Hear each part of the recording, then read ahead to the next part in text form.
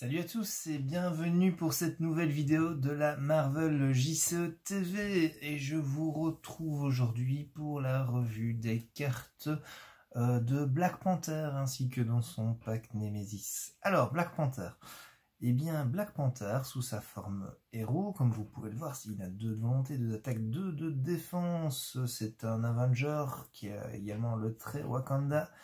Il a riposte 1, donc ça veut dire que chaque fois qu'il se fait attaquer, et non pas chaque fois qu'il subit des dégâts, c'est important, faites un dégât au personnage qui l'attaque. Donc ça veut dire que si notre ami Black Panther il se fait attaquer mais qu'il défend, même si l'attaque ne lui fait pas de dégâts, eh bien l'ennemi attaquant se ramasse quand même un dégât. Et ça c'est plutôt pas mal. Alors, on a une très belle statline, hein, 2-2-2, c'est très équilibré, donc ça veut dire qu'il peut tout faire. Une taille de main de 5, 11 points de vie. C'est un petit peu regrettable, je trouve, que le nombre de points de vie soit si mal indiqué. Voilà, mais bon, c'est un choix. C'est un choix qui est compensé par l'énorme roue à points de vie à côté des héros. Personnellement, c'est pas quelque chose dont je suis fan. Voilà, je préfère une belle stat indiquée comme sur Arkham ou comme le Seigneur des Anneaux, et puis après on ajoute des marqueurs jusqu'à ce que le héros soit mort. Voilà, bon, fin du petit aparté. Sous sa forme alter ego, eh bien Black Panther, vous le savez, c'est T'Challa qui est roi du Wakanda. Donc c'est les 2 traits qu'il a. Il a 4 de récupération, ce qui est très bien, hein, je veux dire, je crois que dans le corset, c'est la seule qui fait mieux, ça va être She-Hulk. Et ça dit, pendant la phase de préparation, cherchez votre deck pour une amélioration Black Panther et ajoutez-la à votre main et ensuite mélangez votre deck. Alors, le deck Black Panther, la manière dont Black Panther va se jouer, c'est un petit peu comme Iron Man, c'est-à-dire que il va devoir aller chercher des morceaux de sa combinaison dans son deck au fur et à mesure de la partie. Comme vous le voyez, la recherche des morceaux de l'armure Black Panther est bien plus évidente que la recherche des morceaux de l'armure d'Iron Man, puisque ici on va directement chercher un morceau de l'équipement de Black Panther, là où Iron Man on prenait une carte parmi les 3 du dessus du deck. Donc au niveau de la recherche de l'équipement Black Panther est au-dessus. Cependant, là où Iron Man pouvait utiliser toutes ces améliorations juste en inclinant la carte, il y a peut-être juste les bots boosters là qui demandaient une ressource, mais à part ça, il suffisait d'incliner la carte et l'équipement était activé. Ici, la manière dont le deck fonctionne, dont le deck Black Panther fonctionne, c'est qu'il faudra jouer un événement bien particulier pour profiter de l'ensemble de ces équipements. On verra ça quand on va revoir les cartes. Mais donc, l'activation des éléments de la combinaison de Black Panther est plus compliquée que celle d'Iron Man. Donc certes, c'est plus facile à ramener sur table, mais d'un autre côté, la contrepartie, c'est que c'est un petit peu plus compliqué à utiliser que Iron Man. Que dans le cas d'Iron Man. Voilà. Maintenant, j'ai envie de dire... C'est pas du tout... Même si ça se ressemble dans le principe, on va rechercher une combinaison, etc., je pense que ça se joue pas de la même manière. Black Panther, il peut déjà faire des choses en début de partie, en tant que super-héros, là où Iron Man, il faut qu'il soit en mode Tony Stark pour pouvoir faire des choses. Alors, on va sans plus attendre passer aux cartes. Alors, je pense que pour Iron Man, ouais, on va voir sa combinaison en dernier. Eh bien non, on va changer un petit peu ça. Je vais commencer par les pièces d'équipement. Donc, je vais commencer par les dagues d'énergie. C'est une amélioration qui coûte 2, qui a les traits Black Panther et armes, et qui dit spécial, choisissez un joueur.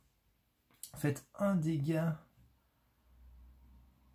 au méchant, au grand méchant, et à chaque ennemi engagé avec ce joueur.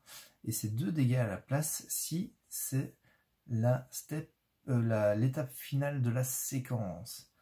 Alors, allez me dire, mais de quoi on parle? Qu'est-ce que c'est que cette histoire de séquence? Etc. etc. Eh bien, il y a un événement qui s'appelle Wakanda Forever. Wakanda pour toujours. Je vais d'ailleurs vous le montrer ici, en même temps. Et cet événement, comme vous pouvez le voir, il coûte 1, c'est une action héroïque, qui dit « Résolvez toutes les habilités spéciales de chaque amélioration Black Panther que vous contrôlez dans l'ordre de votre choix. » Et chaque résolution d'une capacité est une étape de la séquence. Donc voilà. Donc vous voyez, on va voir les autres pièces de l'armure après, mais vous voyez que pour activer l'action spéciale, il ne suffit pas d'avoir le morceau d'armure sur table. Ça ne suffit pas. Il faut en plus de ça jouer cet événement. Par contre, l'événement active toutes les pièces d'équipement que vous avez posées sur la table. Donc on a vu les dagues, qui fait 1 dégât à chaque au grand méchant, plus à tous les ennemis engagés avec un joueur. Ensuite, on a les griffes de panthère qui coûtent 2, c'est une amélioration. Qui dit spécial attaque, fait 2 dégâts à un ennemi. 4-6, c'est de la dernière étape de la séquence, donc ça c'est du dégât pur. J'aime plutôt bien, surtout ce qui est bien c'est que si c'est la seule amélioration que vous avez, eh ben, en jouant Wakanda Forever, vous avez quand même la possibilité de faire 4 dégâts, ce qui est plutôt pas mal, hein, en plus de votre attaque à 2, donc il y a moyen de faire des choses sympas. Alors, génie tactique, c'est une amélioration, toujours de Black Panther, et ça dit enlever une menace d'un agenda, peu importe lequel, et 2 menaces si c'est la dernière étape de la séquence. Donc vous voyez à chaque fois les équipements Black Panther, si leur effet est plus fort si vous choisissez cet équipement comme dernière étape de la séquence. Donc si vous jouez par exemple, vous avez un problème avec la menace, par exemple, et bien, et vous avez sur table les griffes de panthère et le génie tactique, et bien vous allez d'abord activer les griffes de panthère pour faire des dégâts, et entre guillemets seulement 2 dégâts, mais en contrepartie, comme vous allez jouer le génie tactique après, que ce sera votre dernière étape de la séquence Black Panther, eh bien vous allez pouvoir retirer 2 de menaces d'un agenda, et vous auriez été limité seulement à 1 si vous n'aviez pas joué comme cela. D'où l'intérêt en fait de choisir l'ordre dans lequel, surtout de bien choisir quelle sera la dernière étape de votre séquence d'activation.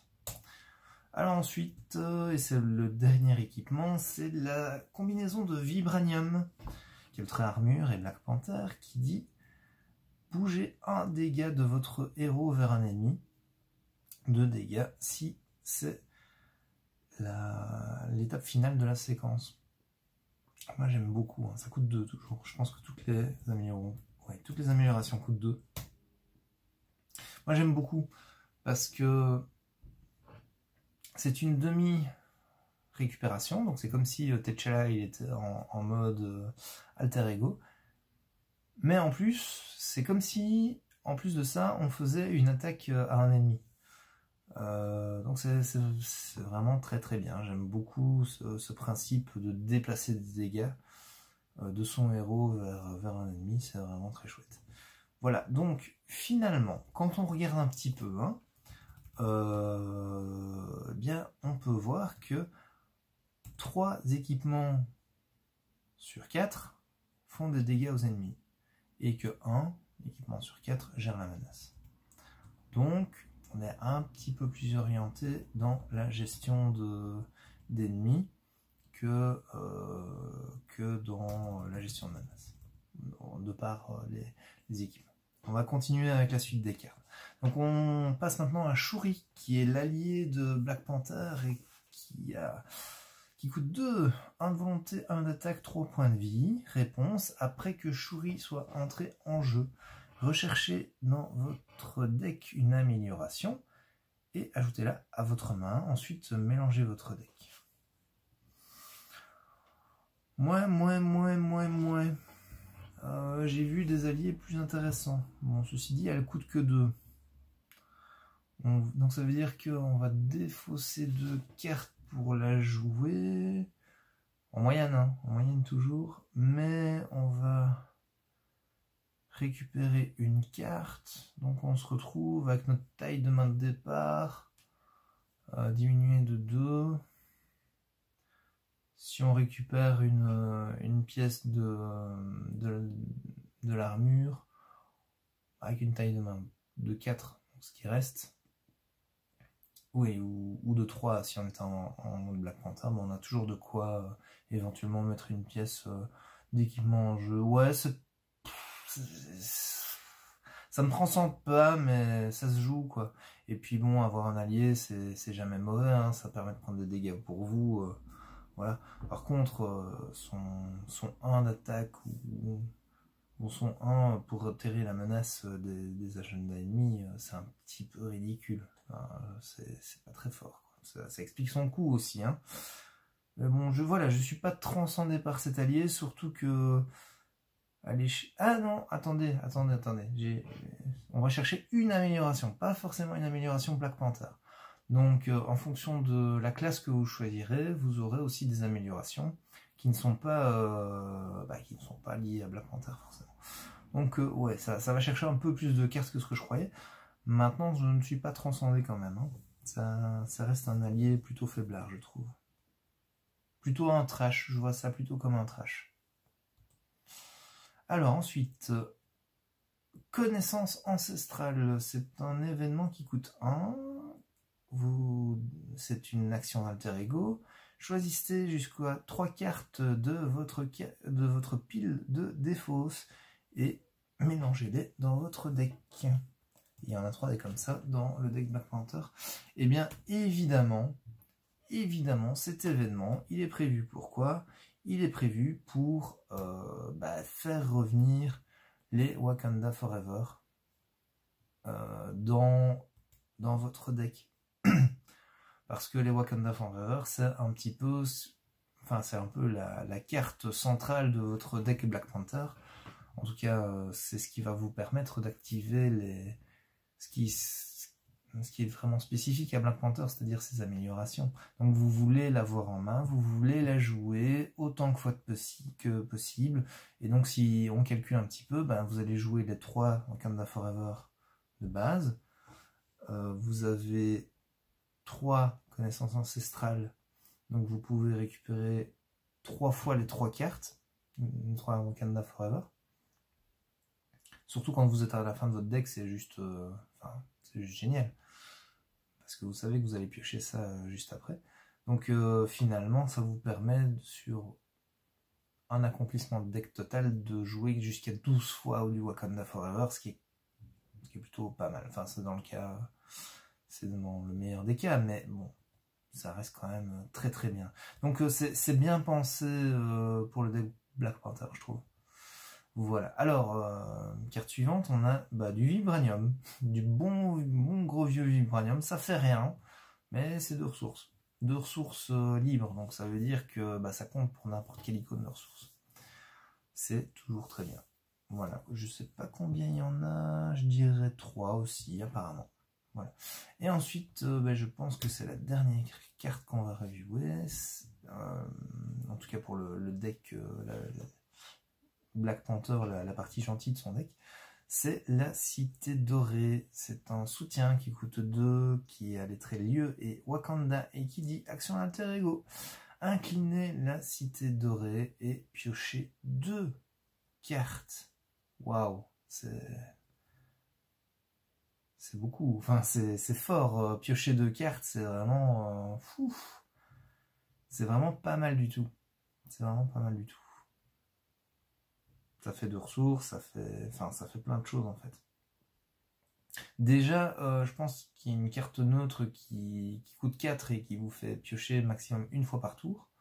Alors c'est vrai que ça marche aussi en forme de super-héros. Et déjà on trouve ça fort. Mais alors là, ça coûte 2, on pioche 2 cartes.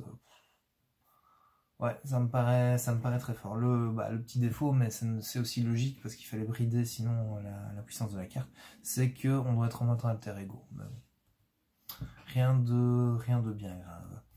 Alors, maintenant on va passer au deck Nemesis. Donc le deck Nemesis, la Nemesis de Black Panther, bah, c'est Killmonger et l'agenda du deck Nemesis de Black Panther, c'est usurper le trône, et on peut voir Killmonger assis sur le trône. Donc c'est un... Vous voyez qu'il n'y a rien d'écrit, il y a juste ce symbole plus, avec une icône de carte en dessous.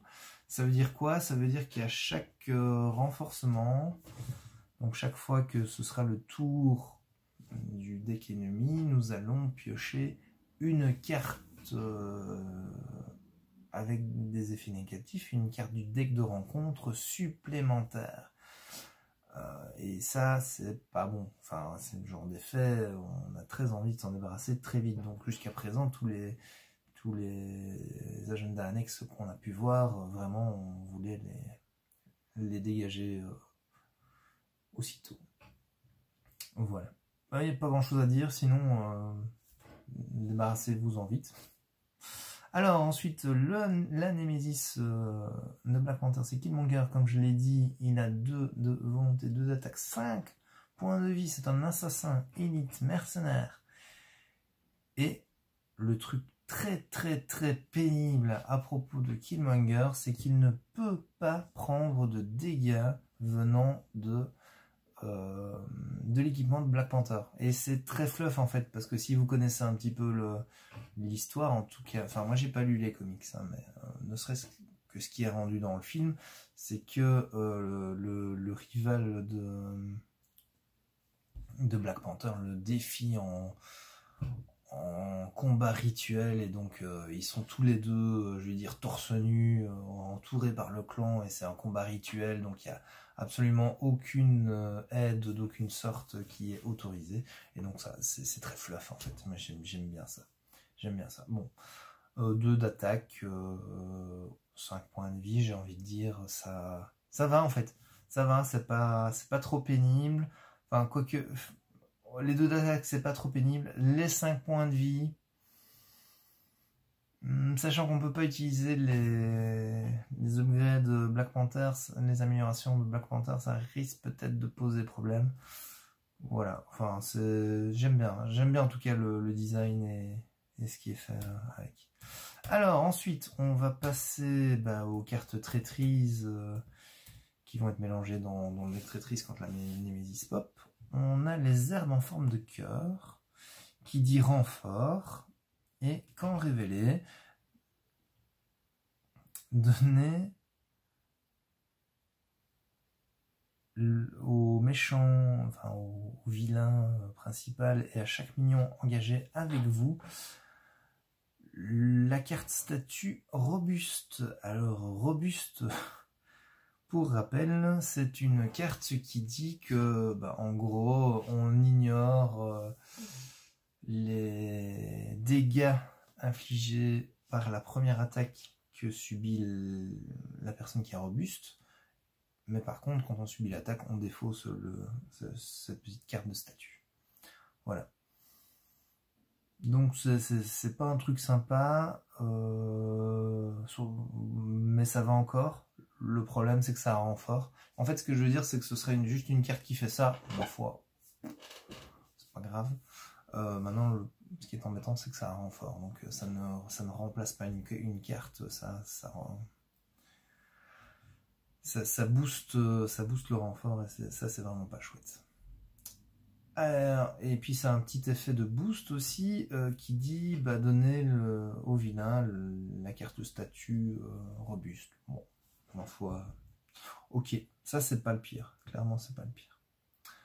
Alors, carte suivante, c'est combat rituel. Quand révélé, défausser la carte du dessus du deck de rencontre. Ensuite, vous devez choisir, soit vous faites X dégâts à votre héros, ou placez X menaces sur l'agenda principal. et X est 1 de plus que le nombre d'icônes de boost sur la carte de rencontre défaussée. Ah oui, oui, ça je n'ai pas, on n'a pas forcément parlé de ça parce que on a très peu de visuel en fait des cartes de rencontre, mais vous voyez que sur les cartes en bas à droite, les cartes traîtrises, vous avez des petites icônes. Et sauf erreur de ma part, les icônes de boost, ce sont les petites étoiles, comme sur, par exemple, la carte précédente, l'herbe en forme de cœur. Vous pouvez voir en bas à droite la petite étoile qui représente le boost. Voilà. Donc ça termine les cartes traîtrises du deck Nemesis. Il nous reste l'obligation de Black Panther. Et bien l'obligation de Black Panther vous dit, comme d'habitude, hein, vous pouvez mettre Black Panther sur sa forme T'Challa, et ensuite on doit choisir, soit on incline T'Challa pour retirer l'obligation de la partie, soit bien on doit défausser une amélioration Black Panther que l'on contrôle et défausser l'obligation. Comme d'habitude, c'est pas un choix qu'on a envie de faire. Voilà. Parce que d'une part, ça nous affaiblit sur le long terme parce que on va perdre une amélioration. Mais d'autre part, ça nous fait perdre un tour complet. Donc il faut vraiment bien réfléchir. Enfin, ça crée un vrai dilemme, je trouve, ces cartes obligations. C'est très bien fait. Voilà, bah écoutez, T'Challa, ma foi... que dire, il m'a l'air plutôt offensif en fait, plutôt orienté combat, ce T'Challa, d'après les cartes que j'ai pu voir, et aussi plutôt riche, orienté ressources, donc je peux piocher, j'ai des cartes qui ont 2 icônes ressources, voilà. Donc à mon avis le deck Black Panther est un deck qui n'aura pas de problème de ressources, et qui est plutôt agressif. Parce qu'il n'y a pas énormément de choses pour gérer la menace dans ce deck. Voilà, donc en fonction de ce que vous voulez faire, bah, vous allez peut-être le mettre avec la classe agression et faire du full dégâts, soit vous voulez faire un truc plutôt équilibré, et donc vous allez vous orienter vers de la justice, ou... Voilà, par exemple. Maintenant, une option tout à fait valable aussi, ce serait de mettre la protection ici dedans. Parce que la protection vous permet d'annuler des effets du deck de rencontre, et donc potentiellement d'annuler tout ce qui augmenterait la menace. Voilà. Donc c'est chouette en fait, ce deck building qu'on nous propose dans ce jeu, parce que vraiment j'ai l'impression qu'on peut faire on peut faire 4 decks différents avec le même héros, donc j'aime vraiment bien. Et tout est pertinent dans un contexte particulier, donc ouais, j'aime bien tout ça. Voilà, c'était ma dernière revue de héros pour ce corps 7. Les autres vous seront faites par Shep. Écoutez, je vous dis à bientôt. Si vous avez aimé cette vidéo, faites péter les petits pouces levés. N'oubliez pas de vous abonner à la chaîne, c'est important pour nous. Comme d'habitude, n'hésitez pas à nous laisser des commentaires. On aime ça, on aime échanger avec vous. Si vous avez... Ah oui, ça c'est important aussi. Si vous avez des questions sur des choses qui ne sont pas claires dans le jeu, dans les règles, j'ai fait une vidéo de règles, mais voilà, peut-être qu'il y a des choses qui n'étaient pas claires, donc n'hésitez pas. Quant au planning de sortie, comment ça va se répartir, etc. N'hésitez pas. Voilà, quelle que soit votre question sur le jeu, on écume les forums pour essayer d'avoir l'information. Donc, n'hésitez surtout pas à les poser. Voilà. Je vous dis à très bientôt et salut!